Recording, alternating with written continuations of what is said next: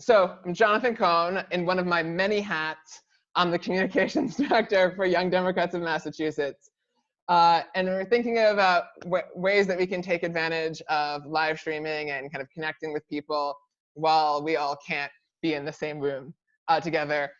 Thought that having a kind of a discussion about what campaigning looks like now would be especially interesting, since so many of the different things that we're used to in electoral campaigning can't do now, might not even be able to do over the course of the summer or even into the fall. So that there's kind of a need for candidates and volunteers to kind of rethink certain things, maybe rediscover new things or kind of some innovation.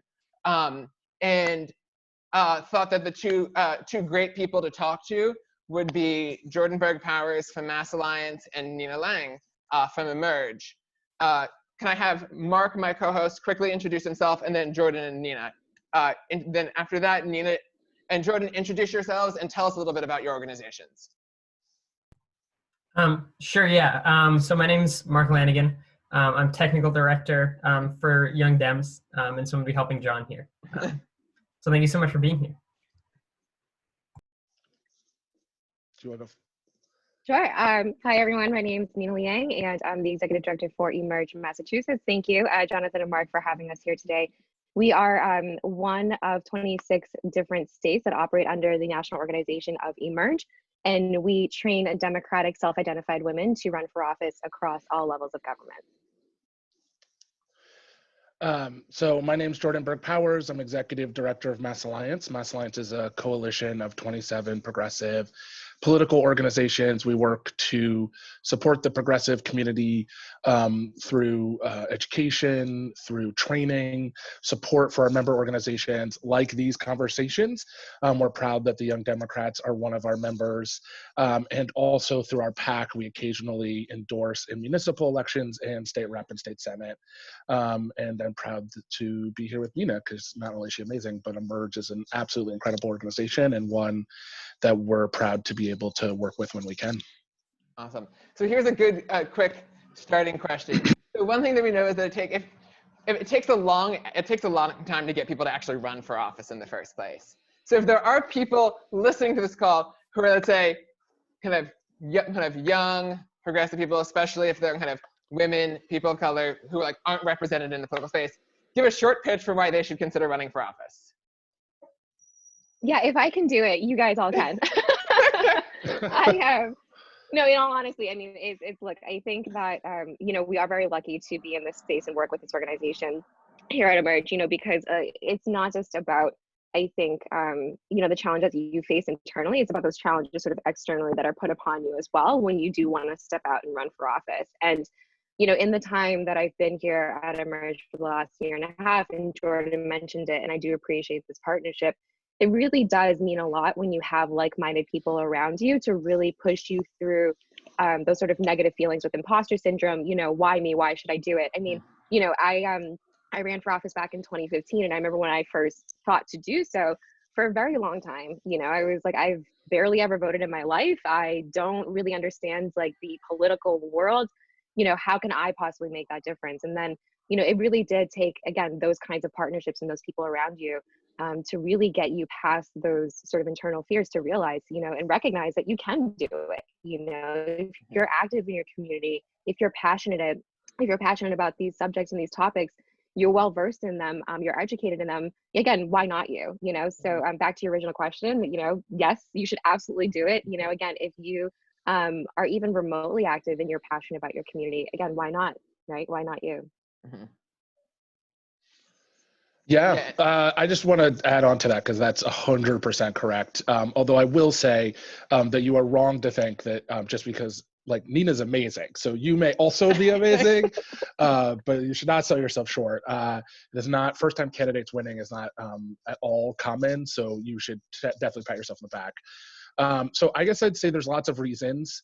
The biggest reason you should run for office is if you've ever spent 5 minutes with an elected official, you know that you are already overqualified, and you know more than they do because they're really lazy for the most part, some obvious exceptions, and they don't do, and they're easy to take on. Now is the time to go after them. They will by and large probably just not run for election as opposed to try to figure out how to do it in this climate.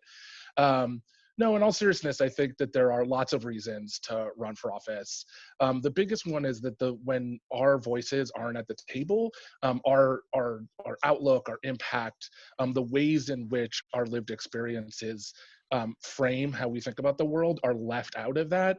And even well-intentioned people who really want to do the right thing, just by the limits of their lived experiences, are not going to be able to see all the ways that they can help and support and think about policy. I think about this all the time. I have the pleasure of sometimes talking to people about policies and thinking out, and just my lived experience as a man, there are huge blank spots that I have that somebody will say, well, what about this? And I'll say, I never even thought about that because I didn't live that. I haven't experienced that thing. That thing that you're talking about is something that I haven't, it wouldn't have crossed my mind, not because I'm a bad person, but because I didn't live that experience. So there are things that you bring that are unique to the world, that are so important to bring to the table of conversations. And because our legislature is so male, so white, and less old, but certainly has skewed towards older folks, there are lived experiences that you have that just aren't being discussed. And so therefore, the policies that are being pushed, the things that end up being agreed to, the ways in which our communities are governed don't reflect the sort of lived experiences of people out there. And that disconnect is not only bad for our communities, it's dangerous for democracy. So, we sort of think about the state legislature, but I also want to make a plug. Like, if you've ever been to a school committee meeting, it is people whose kids went to schools in the 70s and 80s, right? Like, this is not the people who should be running our school systems around the state. These are people who don't use computers. Like it's just a different, they're just not, right? And that is true. There's 350 since Boston doesn't have an elected school board, right? There's 350 elected school boards, I think, that could use your, yeah, well, I don't know if all the other towns, but my point is just that there are a lot of positions out there that are out there for people that need our perspective, that need people of color, that need young people, that need women. City councilors similarly, I mean, it's a little bit better, but it is very, it's older, it's whiter, it's maler. And so your perspective is needed, just because the day-to-days to running need our perspective. They need our insights, and to thrive and to sort of move into the future. So do run for office. You can certainly win. And if you can't, you can certainly have an impact on your community. Awesome. And so I know both of your organizations do a lot of great trainings for aspiring candidates. How are you adapting? Like, are you still holding trainings this spring? Like, how are you adapting to the new world we live in, where you can't have that kind of everybody in the same room together for a training, where you can have a little bit more, where things can be a little bit more dynamic? Yeah, we made the hard decision to move our trainings online. I think that, regardless of what's going on in the world, and we talked about this a little bit throughout the training that we had virtually for the first time this past weekend, that those underlying fears and concerns that we try to really provide the tools to help you get over when you're running are going to be there regardless of what's happening in the world. Like, so I was talking specifically about fundraising. When we do, our fundraising training, we're trying to talk through the specifics on how you can fundraise and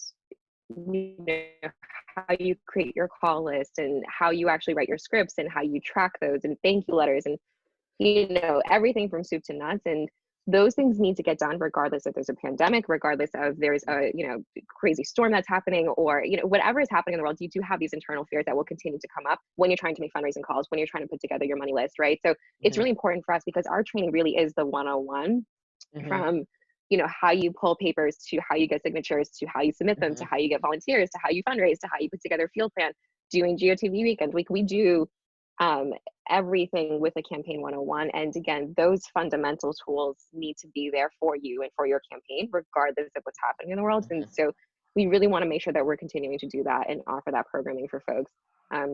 We were really lucky, actually, going into this last weekend's training, to have somebody who also did some training with Mass Alliance, and they had done a virtual training as well. And so we got actually a lot of our tools and tips from Mass Alliance's first virtual training. which was really helpful to make sure that we had a successful first training as well. Nice. Yeah, I'd say similar. We moved our stuff online. I'll tell you the things that have changed that are different than I think people might expect is one of the things is I went to a bunch of trainings to try to make sure that we were up to date in figuring out how to do it. So I think we should always take opportunities to learn and grow. And then the other thing I think that has changed for us is I've been thinking a lot about trainings more as conversation. So there's a lot of analytics and good techniques that we know from data. Well, we are in a place where all of that is now out the window to the most part. So I find that we're having conversations in trainings where we're saying, well, what are you doing? What idea have you had? What's the thing that you're doing? And I've had ideas that I've pitched to other candidates that have come from another candidate, right, that tried to do it. So I think the other thing is this is a time to be open to innovation. Now, that doesn't mean that we go to do things that we know are proven to not work, but it does mean that if we are trying things that haven't been tried before, or oftentimes we're not going to create a whole new thing, but sort of different shades of things we know have worked in the past, that's the time to sort of report back and talk to each other. So we've done, like, just as Nina said, we're doing the same thing. We did our training online, and we're going to continue to do so. And I've taken a bunch of trainings as well. But I think the thing that I'm interested that's changed is there's a lot more back and forth on how to really get into the nitty gritty of this moment, because we're all trying to wade through. So I'll pick up like 3 different things that were just kind of mentioned that I'm just curious to see about how that's working out of signature collection, fundraising, and then in general voter contact. Because since candidates now have, if you're running for like a state office, you have a deadline of April 28th for signatures, and then for congressional and federal offices, May 5th. And I know that there's a lawsuit currently to try to challenge the requirements or the deadline. We at kind of Young Democrats of Massachusetts just put out a statement yesterday calling on the legislature to kind of reduce the requirements, given like collecting signatures is kind of a public health problem, right? Right now, to put it mildly. But have you been seeing any innovative things from candidates for how they're trying to meet the kind of collect the signatures that they do still need to get unless that changes, while staying within the public health guidelines that we need to be following? Nina, do you mind if I go first on that? Yeah, please. So I just want to say that it is immoral that the legislature is asking people to collect signatures in this moment. Like, it is completely immoral and really superfluous to the process of a democracy. Like, people should be able to get on a ballot, and then voters should get to decide what they want to do at that point. Like, we should not be, this is not a thing that's needed, and it's superfluous to the democratic moment that we're in. So I just want to say that it's completely immoral, like just absolutely atrocious, selfish. The only reason they're requiring it is because they think it will limit the people who are opposing them. It's abhorrent that they're asking people to collect signatures, and they're endangering people's lives for a political gimmick. Because they want to, and that's a real, I think that's a real moral mark on every legislator who hasn't stepped up and said that we need to figure out a different way. Like, it's just an absolute moral shame, and I hope that they lose sleep over it, frankly. So in this moment where there's been lots of innovation that's been super exciting, all of it is mitigating the risk to volunteers and to candidates, while at the same time, trying to do the thing that they're still being required to do in the next 13 days. So I've seen some really great things. People doing things like going into big buildings so that they're mitigating how much driving they're doing and staying in one place, or finding volunteers who live there. We had candidates who sort of set up centers where people could sign signatures, so people's houses, their front porches, their side porches, their back porches, so that there wasn't human interaction. I know a candidate set up in a park, so at least you're outside, and asked people to be 6 feet away when they were waiting to get signatures. Those are some of the things we're seeing, although it's definitely been tough for some candidates, especially candidates who are, who again are actually in some of the marginalized groups we talked about as we need to run. You know, it's been tougher, we've seen, for women, people of color, women of color, younger folks who would normally use door knocking to introduce themselves and get that sort of presence you would need to get on the ballot. Now without that, they're sort of scrambling to try to get there. Yeah, no, I think that the point, that point you ended on is especially important, and it's one thing that we noted in the statement that we put out yesterday, is that kind of young candidates often don't have the like decades long war chest that incumbents can amass, or let's say like as deep of, let's say, political networks across a district as somebody who's been in office many years will have. And that work of campaigning is how people expand that network, since that like a requirement, like the signature requirements might not seem like a lot on the surface, but if you're expanding, if you know like a subset of the district, or your contacts are spread across somewhat gerrymandered districts, it can be difficult to exactly work their way up to that number when you don't have the opportunity to really expand that base, that moment. Nina, any things that you've been saying? Yeah, so we, we actually just were able to run a webinar last week about sort of how do you get signatures during this time. And it was really helpful to create a baseline of, okay, regardless of what's happening in the world, again, these are the steps to take papers out, what you need to do to fill them out, how to get signatures, making sure to keep the pages clean, all of the above. And then now how do you take all of that and put it into practice given what's going on in the world? And similar to what Jordan's talking about, a lot of these folks are sending self-addressed return envelopes to volunteers that they trust to make sure that they're distributing papers in a very safe way. They're also setting up tables outside for multiple candidates, depending on where you live and who you're supporting. You can set up sign-in sheets for multiple candidates and just make sure that you put out really clear instructions about, bringing your own pen, putting out, hand sanitizer and Lysol wipes, all of the above. And so just trying to get really creative on how you can really continue to utilize your volunteer base to, in a very safe way, still try to get on the ballot. I think it's a really tough time right now because you're, in a situation where time is going by, and even though there is this effort that we are all behind and trying to get behind to make a change, the clock is still ticking, right? And we always try to tell people and really ingrain in them that there is, there's ways to get more money on a campaign. There's ways to get more volunteers, but you cannot, under any circumstances, get more time. And that is the unfortunate world that we're living in right now, right? Regardless of how you feel about the situation when it comes to nomination papers, we still want these women that we're training to get on the ballot, right? And so we do still want to try to give them the tools to, use these next 2 weeks to the best of their ability, because, while they should still get behind this effort that they are passionate about, so too do, it's important for us to make sure that we give them the tools to get on the ballot, and that is something that we've been offering them through these trainings and through these webinars.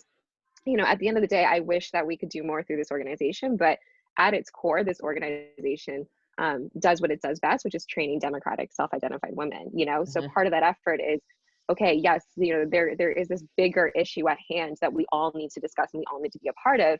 But to you specifically, who's coming to us to take this training, your goal is to get on the ballot. So let's make sure we get you the tools to do so, right? And it is unfortunate that we have to now think of other creative ways. I think that, for me, one of the things I really enjoyed about the signature collection process was going out face-to-face and meeting new voters across the city, right? And talking to people who, didn't know who I was from a hole in the wall, and I didn't know who they were, because like Jordan was saying, right, like we don't have that sort of political history in the work, to be able to go out, knock on those doors and meet those, potential voters who could be, become potential volunteers and potential fundraisers. I mean, there's just so much more when you have that face-to-face interaction than when you mail them something or post something on social media. And that's also to say that not every voter is on social media, right? And so you just need to really try to use every medium possible, but none of these ways will ever replace that face-to-face contact, which is,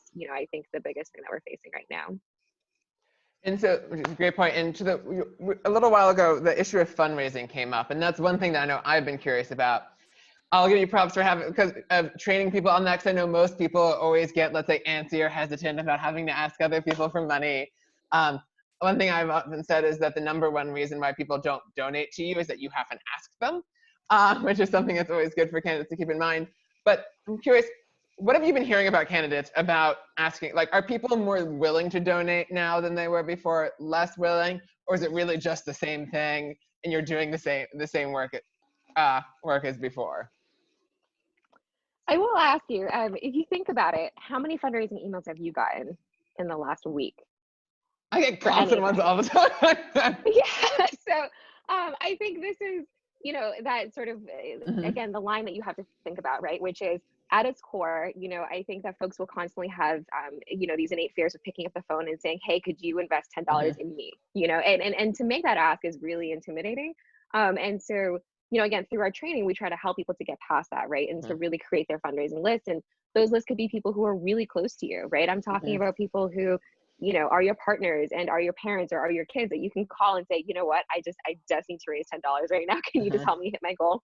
All the way to people who you've maybe never talked to before or haven't talked to in a while, right? And I think the fear of the call changes depending on who you're calling.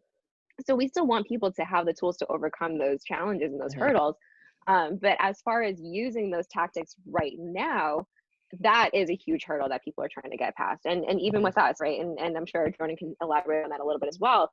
As a nonprofit organization in this space that we're living in, it's really difficult for us, to reach out to people and make that ask when, we aren't, feeding the homeless and housing them. And, but what we can do is make sure that, again, we are doing what we do best, which is providing this training for Democratic women who, hopefully one day when they get elected can make policy and enact change that has a real lasting impact in situations like this, should it ever happen again. But again, to that end, back to the fundraising question, I think, there's other things that you can do around fundraising that's really important and that we do try to impart on the people that we're teaching and training as well, which is fundraising isn't just picking up the phone and asking, it's relationship building. It's making sure that you are checking in with folks. It's making sure that you are writing your thank you letters. It's making sure that, you're sending out correspondences and keeping in touch with them because, yes, you're asking people to invest in you as a candidate, but you're also asking them to invest in you in the work that you're doing. So why not keep them, really engaged throughout that whole process? And so, again, I think fundraising in and of itself at its core, yes, it's asking for dollars, right? But it's so much more than that when you think about what comes behind that ask. And so we're really trying to encourage the women that we're training to think holistically about what fundraising means. That's great. Yeah.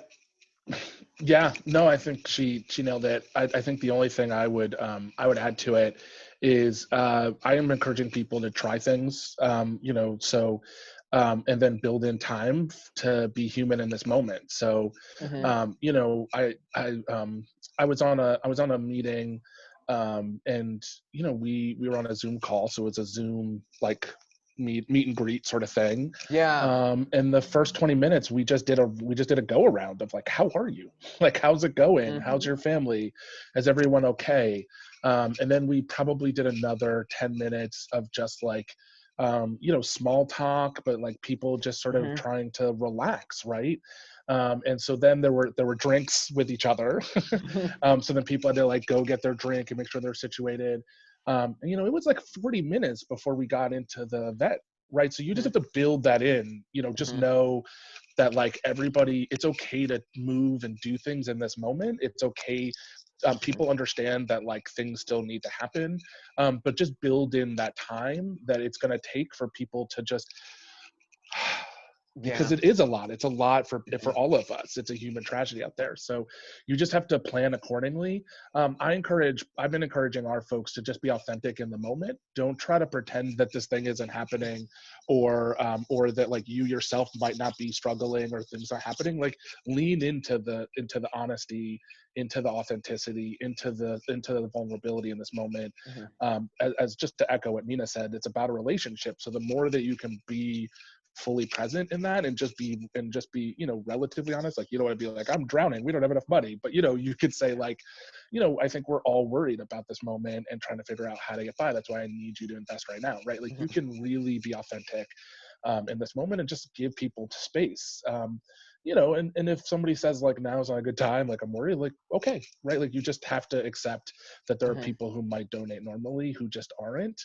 I will say I hate to like say like this is what I'm seeing because it's so anecdotal. Like maybe I talked to the wrong 5 people or 10 people. So I'll say I don't think we have data on how this moment has affected fundraising. I'm seeing from ours that is taking more time, that people are we had somebody do a fundraiser and 3 people showed up and another 56 people showed up.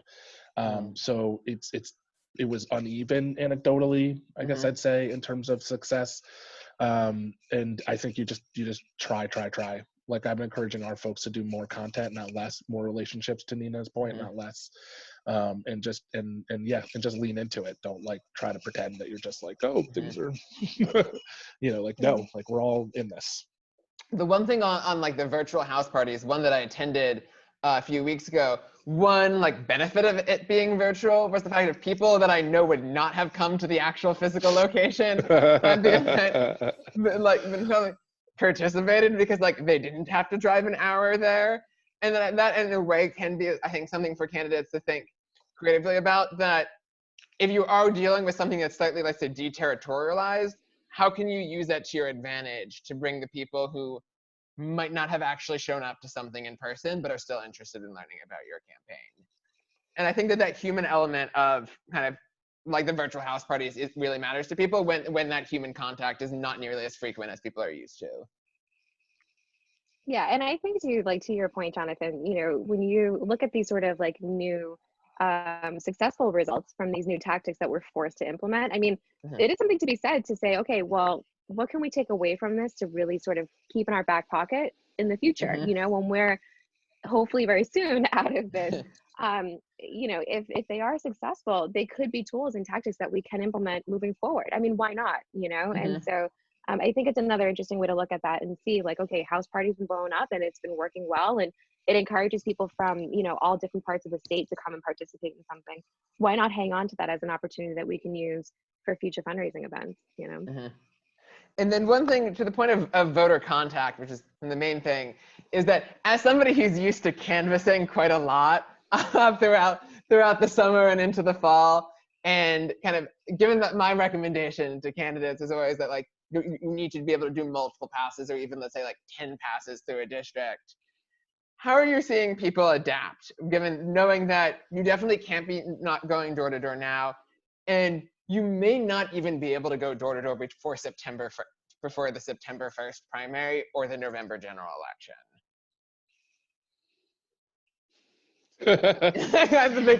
Yeah, I mean, I've been telling candidates like we're gonna lean into phone calls and then postcards and any sort of text banks, trying to get volunteers to just say like, hey, we already have these people's contact info, but it would be great if we could match them to you. So, sometimes people are like, oh, I don't want to give up their phone number. It's like, we have it in this database, but like, do you know them?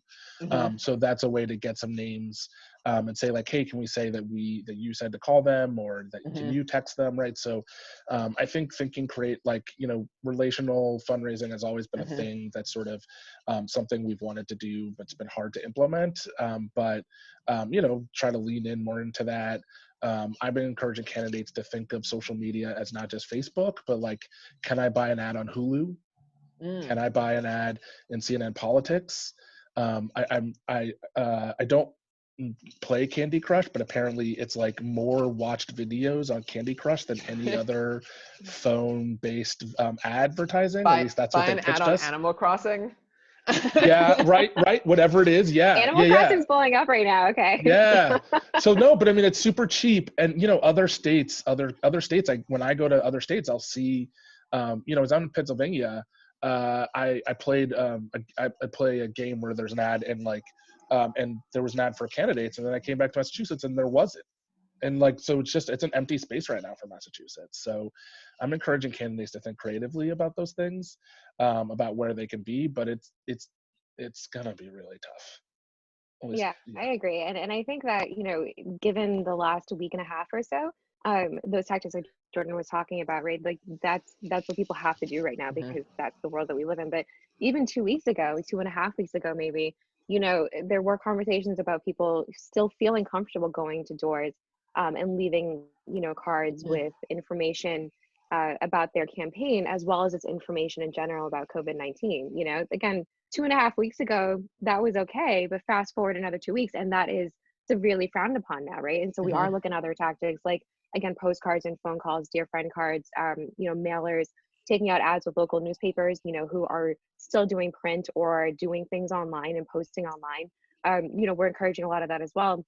And 2 weeks from now, if we have this conversation again, it might be different again, you know? And so I think it's really challenging. We do have to certainly think on our feet and get really creative. And back to Jordan's earlier point too, which is a great point, is really talking and connecting with other people who are also out there doing this and trying to take those learned experiences for what worked well and what didn't work well, what's being received well, what's not, and just going out and trying it, right? Just going out and doing. And then when it doesn't work, you try something else, you know? But you know, as long as we can continue these kinds of conversations and getting this messaging out there, and, you know, hopefully people who are tuning in can even reach out to Jordan and myself and say, hey, you guys didn't mention this, but this is something that we've been doing for our candidate and it works really well. That would be wonderful, you know, because we can continue to share that as well. And, you know, again, it's so fluid. It's so fluid right now, you know, in a week's time, these tactics could be out the window, you know, but again, I think it's this kind of constant communication that's going to allow for success as we try to get through this. Yeah. If Jonathan, could I ask a question really quickly to that point, Nina? Do you think any of these like aren't going to go away? Like the creative solutions aren't going to go away after like a week? Are they going to drop? Do you think a lot of these, maybe even after the whole pandemic subsides, do you think these will be like permanent changes we see in campaigns? I hope so. And I say that not because I want an additional challenge. I say that because I think that a lot of the barriers that you know, that I've seen, and certainly I experienced as well, was that I didn't feel like myself or my network were sort of like typical political people, you know, like my friends in my fundraising base like weren't donors, you know, like they didn't know how to donate even when I asked them to donate to my campaign, you know. And communicating with them, I'm great at Facebook Messenger, I'm great at text messaging, you know, I hate picking up the phone and calling. And so, you know, being able to really shift the hows on how we're connecting with voters and how we're fundraising into ways that I think people who aren't normally politically active are actually more comfortable with, I think would be really interesting to see how that plays out as far as you know, turning out who it is that might be running for office, because they can see now, well, for the last year, people have been campaigning completely through phone calls and, you know, dear friend cards and social media. I could do that, you know, as opposed to, well, the best way to campaign is in person. And I'm sure that will always still be the underlying case for quite some time. But to know that, hey, you know, I can do a lot of digital impact, that's really, really nice. And that's less scary. And maybe I can try it, you know. I think that would be really interesting to see these things continue. And I think it'd be really interesting to see what kind of candidates come out because of these new tactics as well. I just want to say really quickly, so I selfishly have been trying to get people to use digital for like 6 years and have never gotten candidates to do it. So I'm very hopeful that they will finally start to wise up and get into these spaces. It drives me crazy that people don't do it, because you should use all hands on deck anyway. Like every campaign should be all hands on deck. You want to hit people every possible way you can. You don't want to leave a stone unturned. In Massachusetts, you know, we're like kindergarteners learning campaigning right now. As a state, our tactics are so far behind other states, which I'm often thankful for because our opponents are incompetent. But you know, it is weird that we're still so far behind in a lot of campaign tactics. I don't think door knocking, like I joke that like I imagine like getting a shot for a vaccine and then like walking out to go canvass, because I mean like there's just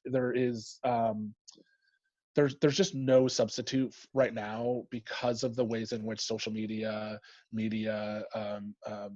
newspaper, all the things we do, the eyes that we do get for people, it's hard. They're all made to keep people out. It's sort of we're curating our lives, and the purpose of door knocking is to like interrupt that curation that we have. And so unless we figure out other ways to interrupt people's curated lives, you know, I think it's gonna stick around. I like to say 17th 18th century technology, right, from 20th century problems.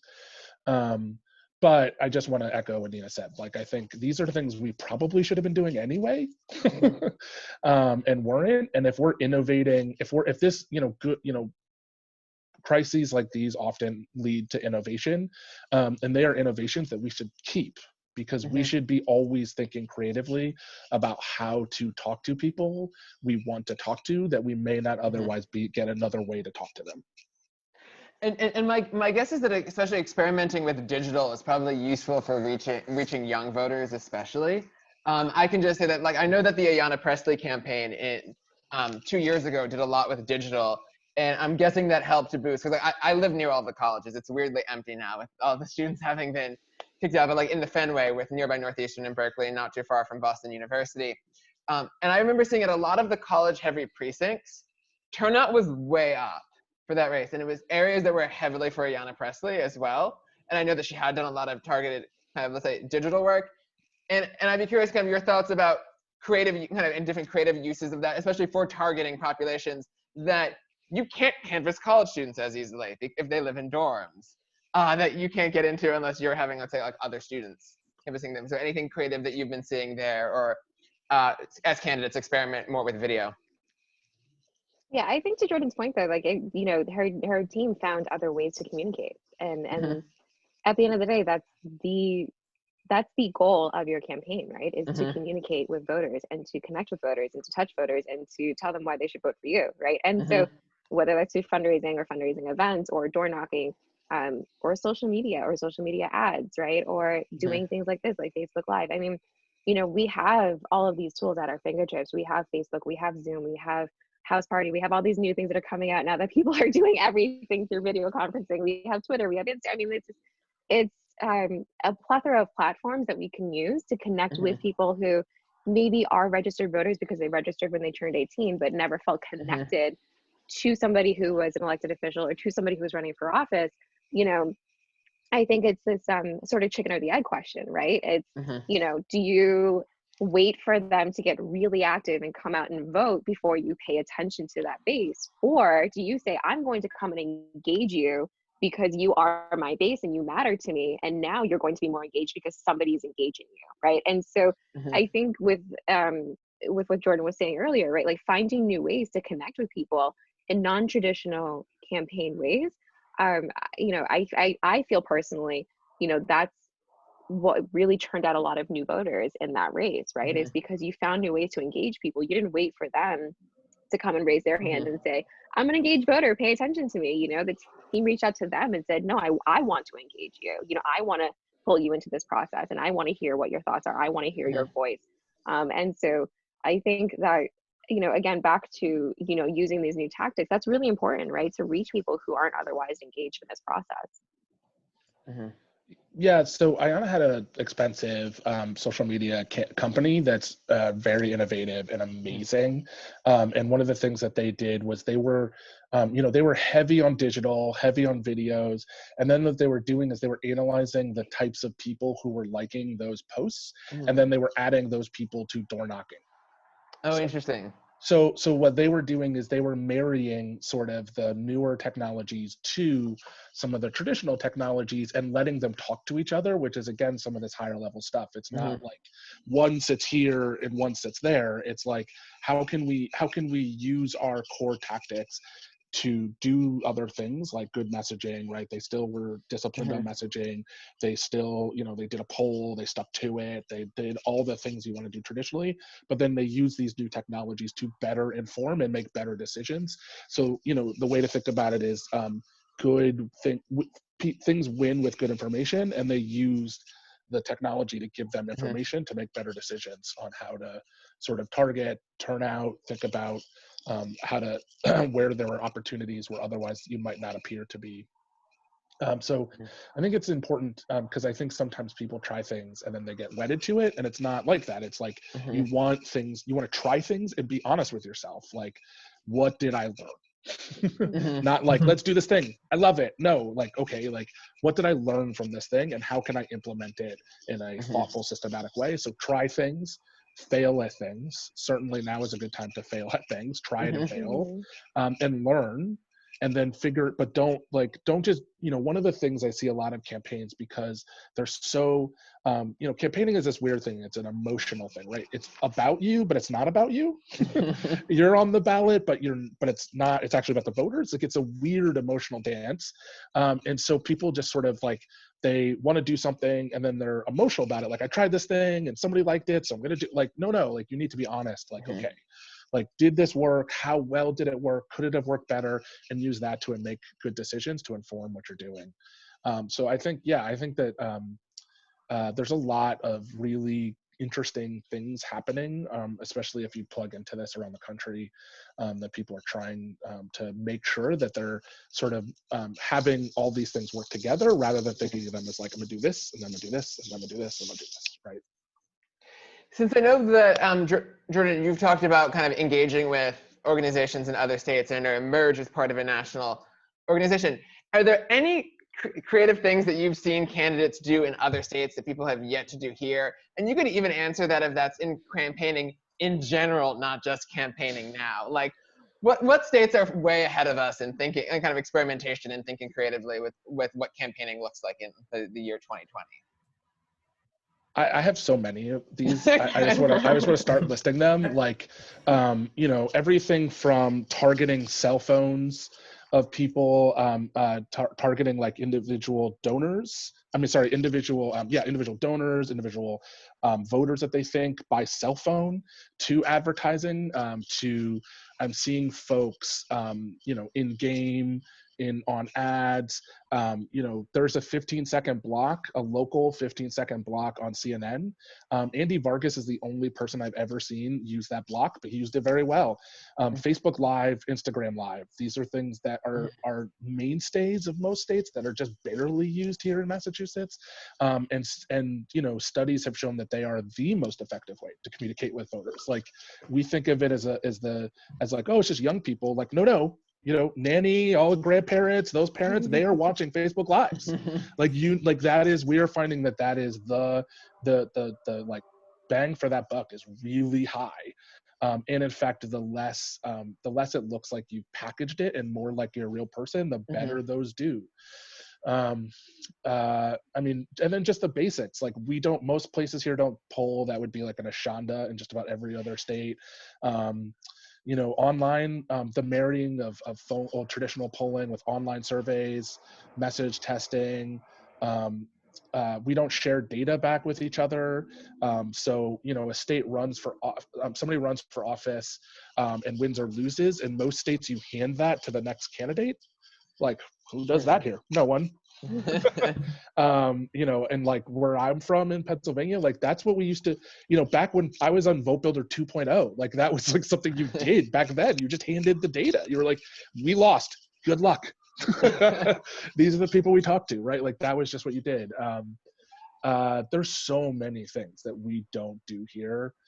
Just to the basics, like digital advertising, Facebook advertising, Instagram advertising. I'm trying to think. There's more, I'm sure, but just about everything. Yeah, it's a lot of the social media usage. I feel like is something that we are all doing now because our hand is forced to do so. And to our earlier conversation about seeing if this really transcends outside of this pandemic, it'd be really neat to see that happen. Because again, it is a new way to really engage with folks and to communicate with people. I mean, I know for me, in trying to work with the current elected officials here in the city and on the state level for things that we're trying to do with our first responders, right? In the past, a lot of that would be through our local paper and maybe some mailers, and that's it. And so to see the change and the shift in that the last 4 weeks, I mean, everybody is on social media, everyone. We have, Facebook groups here in the community where we're setting up Google Docs that everyone is using. I mean, whoever would have thought that was something that we would do here locally, but people are using those Google Docs to say, okay, well, let's share this in this neighborhood group to say, who can donate X to this organization, who needs what, I can do this, I can drive that day, I can deliver food this day. I mean, we are using that here in the community where in the past we would not have used or relied so heavily on social media for those reasons, right? We're getting updates between us and the administration and the state reps on like the unemployment, links, and how we can connect those to residents who need it, and how we can direct residents to, the testing facility that we have set up. I mean, like, all of these things are happening, by utilizing these new tools. And I hope that we can continue to use those after this as well, because clearly it is having a positive impact, right? We are delivering these, really valuable resources really quickly through these Facebook posts and through these Facebook groups that we're creating, through these Google Sheets that are being updated, in real time. And so I just think that, again, to Jordan's point, like, these tactics are things that we should be using, not just in campaigning, but, in legislating as well. Yeah. And I think to put on another hat of mine too, as a college student, who was actually kicked out of one of the doors that Jonathan mentioned. Obviously, like, social media has been like something big with the college students, like, just growing up, like, we grew up with it. So that's the platform we're on. But now College Dems, is doing Facebook Live town halls, Jordan, like you said. And interestingly too, some of the tactics that were used before, they kind of got experimented with. I know at Tufts, at least where I go, was dorm storming. Some of the presidential primary candidates did like direct voter contact with. I see Anthony Davis Pate in the chat right now on Facebook Live. He led the Tufts for Bernie dorm storm. So like a lot of different tactics like that were like trying to be experimented with college students, but now this whole social media thing is kind of like young people's domain to begin with, which I think is really interesting. Yeah. And I think that social media right now is especially kind of interesting grounds for experimentation, because I would expect there would be a greater usage than there's already high usage.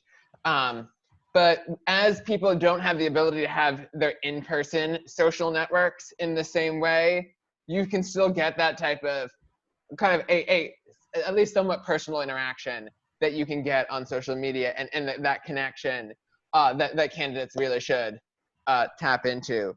One thing I was curious that Jordan, you mentioned, you were talking about polling. I remember seeing an article the other day noting pollsters seeing like a sharp uptick in the number of people who actually pick up when they call. And I'm curious if either of you have been seeing that, or if it's just kind of, let's say, anecdotal, too early. So I'd be curious if that actually ends up being a phenomenon. I know I'm picking up the phone a lot more, and I think it's just because, like, I don't know. At this point, I'm entirely working off of people either calling or emailing or doing video chats, and so, like, I am just like, what, better safe than sorry. Let me just answer it. And unfortunately, 9 times out of 10, it's still that Mandarin spam call that I don't understand. So I don't know. I mean, again, it's, you talk to a handful of people who might say yes or might say no, and I think it's really hard to tell. But I think this just speaks to, though, holistically, that the work, it still has to go on, right? Like, people still need to campaign, people still need to win, people still need to go out there and get their message out. And so, if people are getting more creative on how they can target specifically cell phones as opposed to landlines, because there are ways to do that, I think that this just goes to to show you that people are still still campaigning and getting creative about how they're campaigning during these times. Yeah. It reminds me, like, I've seen articles as well talking about like the rediscovery of the lost art of the phone call. I can say, like, as kind of like as I'd say like mid-millennials, probably where I kind of fall in the spectrum of people who like used to being like sometimes on long phone calls with friends in high school, and then like as it got to like the second or third year of college, like the idea of spending any amount of time like more than like maybe like 15 minutes on a call, or even like answering my phone in general, is something okay. But let's just take a moment of nostalgia, like, for those who remember picking up the phone, not needing an area code, and then yelling at somebody because you needed to hang up so that they can get on AOL to check their emails, right? I mean, those were great times, and those are things that we're comfortable with. And maybe, to Mark, to your point earlier, right? Like, I think it just depends also on sort of like what you're comfortable with and communicating with people. Like, I am okay doing that because I grew up doing that. I grew up being like, get off the phone so I can pick up the phone and call my friend and hang out with them.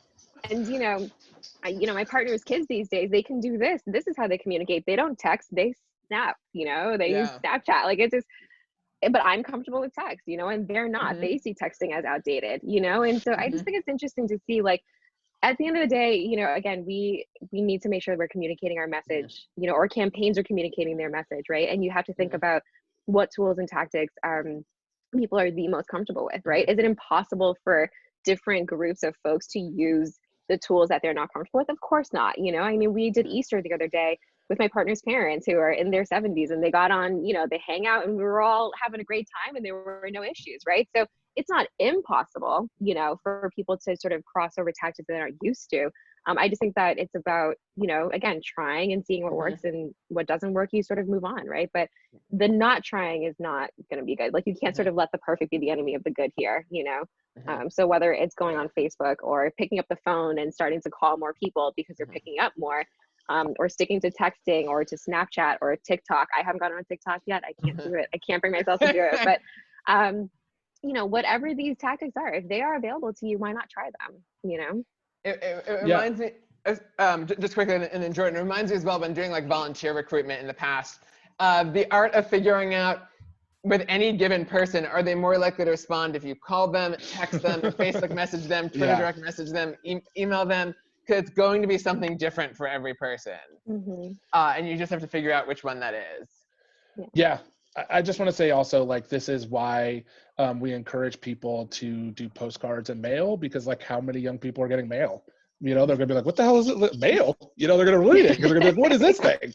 Is that a bill? Like, what is this? Right. So I just think I just think it's the time to, rather than thinking, like, just to back up what Nina's saying about the enemy of the perfect good, the truth is, like, just to your point, Jonathan, right? What we're saying to everybody who's listening is every voter is different. And so you need to do all of them.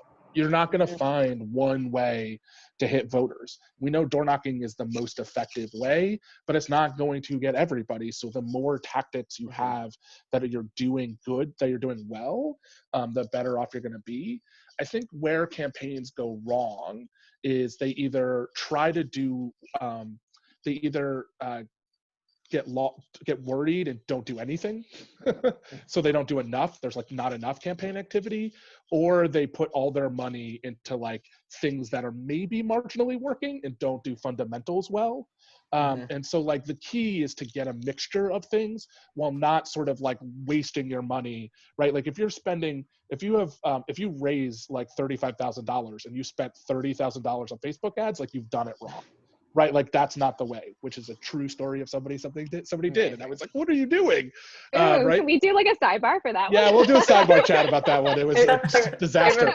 So it reminds me of that drill tweet. If people know that, the like however much, like whatever, it's like $10,000 on candles, please somebody like help me with my budget. My family is dying. yeah, exactly. So that's a really good way to think about it. It's a budget, so you need to throw it around. You need to throw around the pieces to like, you want to put most of it into things we know historically have worked because they are good, but also you need to spend time, data, information, and resources into things that you're trying to do new things. And as we're in this moment where we're unsure, you just need to hit people in lots of different ways.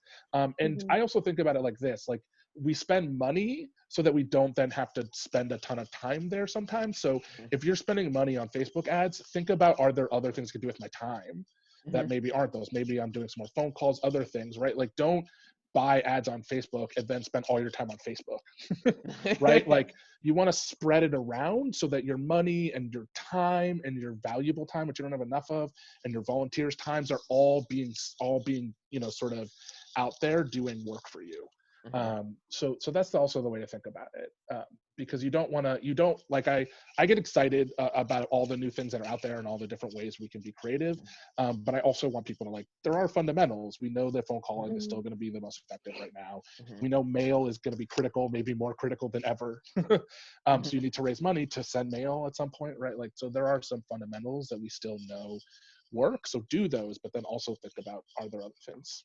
Nice. Mark, do you have any final questions that you have before I wrap stuff up? No, this has been great. Thank you. Awesome. So I'll say, since befitting of the time, I have another Zoom call at 1 o'clock of us. So I just want to first say thank you so much to Jordan Berg Powers of Mass Alliance and Nina Liang from Emerge. Final comments from either of you, and then as well, where can people go if they want to learn more about your organizations and what you do? my final thoughts are, it's been an honor to be on this call with Nina. You do amazing work, so I'm just honored to be here with you and learning from you as well. So let's, in this moment, like, be kind to each other and be humble and learn from each other. Massalliance.org is the best place, www.massalliance.org, to get more information. Although I suspect that if you are on this call, you probably know about us. I can't imagine there's other folks out there that are just like, oh, who are these people? Just I don't know anybody who doesn't know Mass Alliance. I mean, it's like, it's more like, this is a small circle of folks, right? So I guess it's like, we all know each other. But no, in all seriousness, like, I think I'm learning all the time from these things. Nina, you've said some things in this thing that I'm like, oh, that's a really good point. I'm gonna do that. So, so I just think, be humble enough to learn from each other in this moment, because people are doing really interesting things, and let's take them and run with them. Awesome. Yeah, I agree. A lot of the work that I think been able to do here at Emerge has been because of these kinds of partnerships, and we're constantly looking to Mass Alliance, truthfully, to what they're doing. A lot of our trainers also work with them. A lot of the same network, I think, we share, and it's because of this work that I think the people who come through our training programs are so successful, is because they have this incredible network that they have access to, and I think, I do want to echo Jordan's points, but I also want to put out there just, thank you to all the people who had pulled papers and had said, I'm going to run for office, I'm going to make that difference, and then got hit with this incredible hurdle that they're facing right now. And, feeling that kind of discouragement and feeling that kind of, really overwhelming sense of, there's other more important things right now, maybe I shouldn't run, right? But this is important, and you running is absolutely important. And so I think my parting words would really be, to stay focused, right? And remember why you did it in the first place.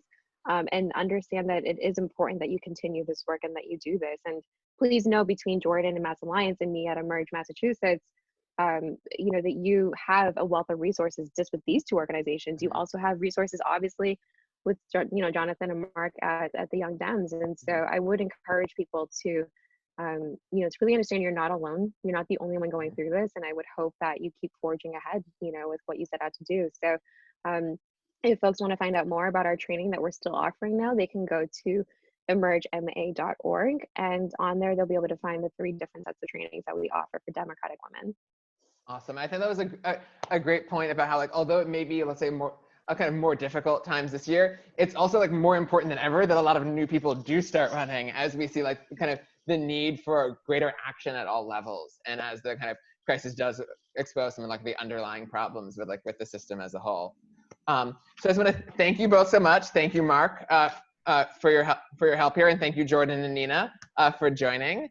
And thank you for everybody who's listening now or will listen later. Yeah, thank you all. Thanks so much. Thank you. Stay safe, everyone. Yeah, bye. Bye.